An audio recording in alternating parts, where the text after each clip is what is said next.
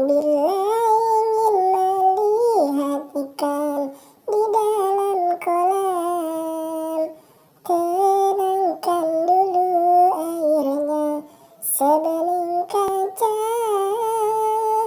Bila mata tertuju pada gadis pendiam, caranya tak sama menggoda janda lincah.